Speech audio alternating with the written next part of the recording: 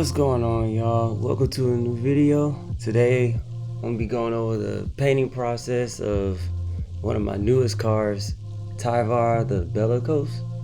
Alright, let's get right into it. So first off are the thumbnails. Now when I usually do thumbnails, I usually make anywhere from 3 to 5. I just,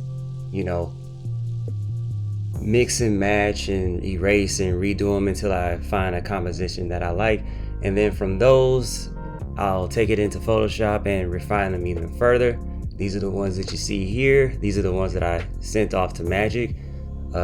They end up picking B. I was cool with all of them. One good tip for future use is to, anytime you submit sketches to an art director or for a job, always make sketches that you like or would like to do, because every single time the art director will pick the one that you don't want to do.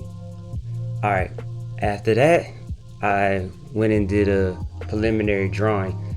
Now in the past I used to do digital preliminary drawings, but this is the first painting in which I decided to go back to doing traditional to help with my draftsmanship, and I kind of wanted to get back into it as well to enjoy doing drawings again.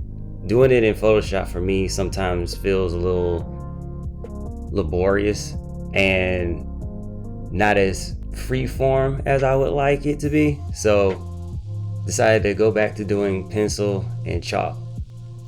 One quick thing that I want to mention before getting into the painting is normally I will take the drawing and then I will transfer it by rubbing some chalk or Conte on the back of a printout of the drawing and then transfer it onto the canvas that way. But for this painting, I decided instead to get an entire printout. I had it printed to the exact size that I wanted to paint it, and then I just mounted it onto the canvas using matte medium. So with that out the way, let's get straight into the painting.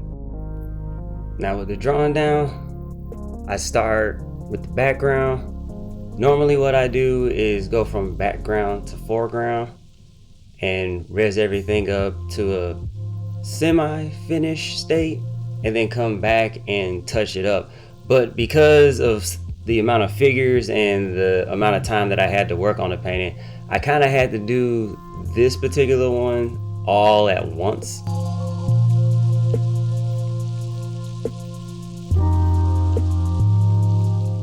So you can see here, I'm just getting everything in.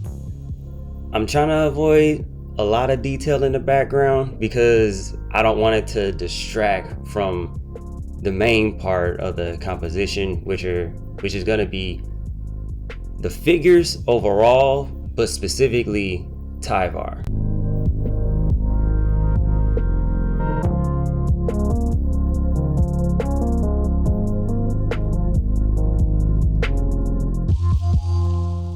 And here we are.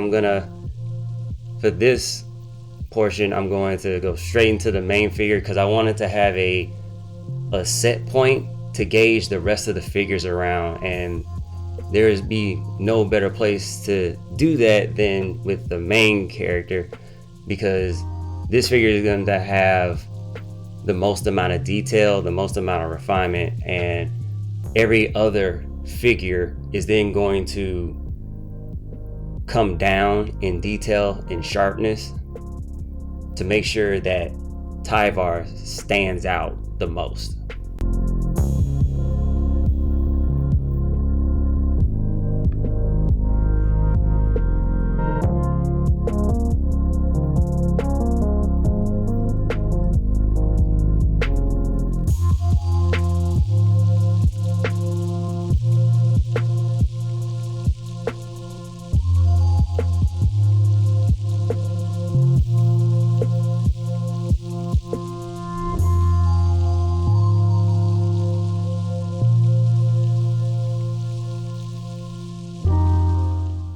I believe that this figure in general took me an entire day to do, I didn't realize how much.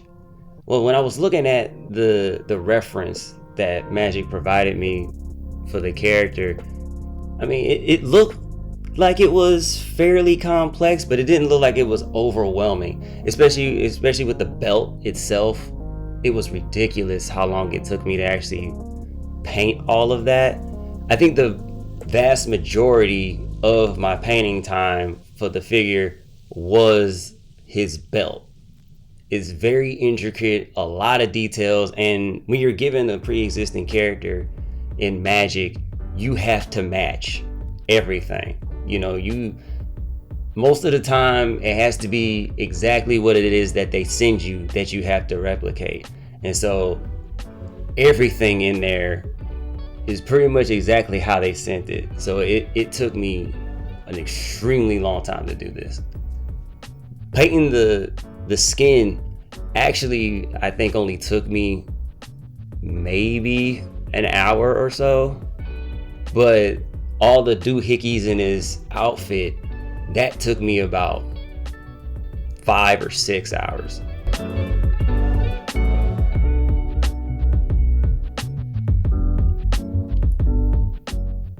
See, with all the straps and the belts and the buckles and, you know, all the nuances.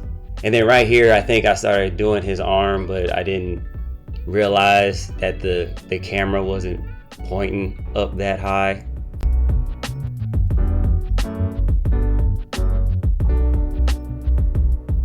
And another thing about his costume is that everything is ornamented. Even the blade, as you see right there, even that has glyphs in it. So all of that stuff just compounds, and it was a very exhausting time to do all of that at once. But once I got him in, I now have a good gauge of what to do with the other figures and how far I need to take it. So the rest of the figures didn't really take as much effort as it did with Tyvar, which was nice. It was very nice. Even though, you know, they have elaborate costuming as well, I was able to bring it down a little bit because your focus isn't going to be on these figures specifically. So you could get away with making things a little rougher. Obviously, depending on your style and how rough you want to make things. My style is a little on the tighter side, so I don't like to let things get too loose, because then it just looks unfinished when I do it. But I try to keep it looser than I did with Tyvar.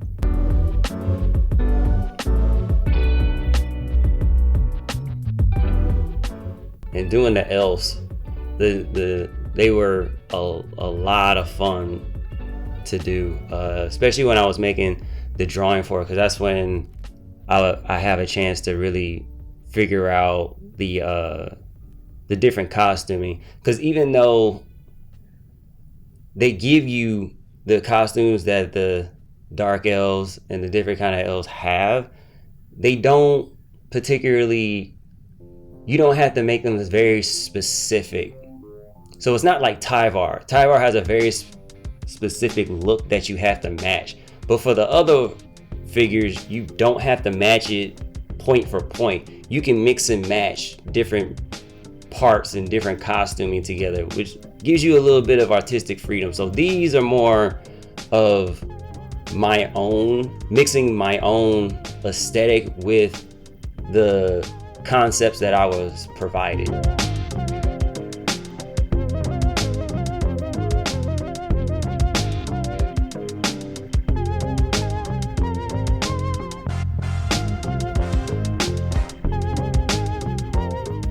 And I think, as I mentioned before, I think there's like 12 or 13 figures on this thing, which is the most I've done, I believe, in general.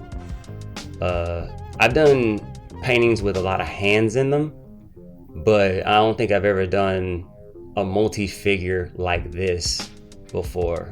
It was a great challenge, a lot of fun, trying to, see, first of all, if I could actually pull it off the way that I wanted it to.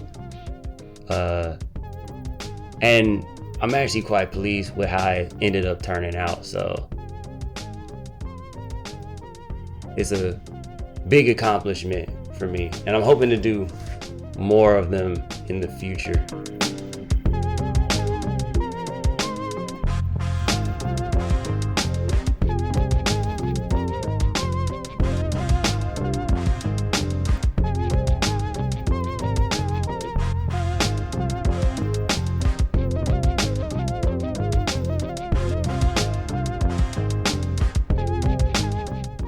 One thing I thought was cool when designing the composition was all the overlapping figures to create space, or the sense of space.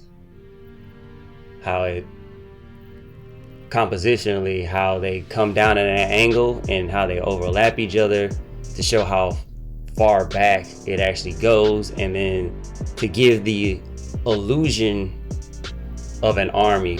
Because even though there are a lot of figures in it, it is implied by the way that I designed it, or at least the goal was to make it seem like it's more than just those figures that you see. There are a lot more behind them as well. And you can see that a little bit with, some of the weapons poking up, and I think there's a flag in there too that you don't see who's holding it. So it's implied that there are more figures than there are shown.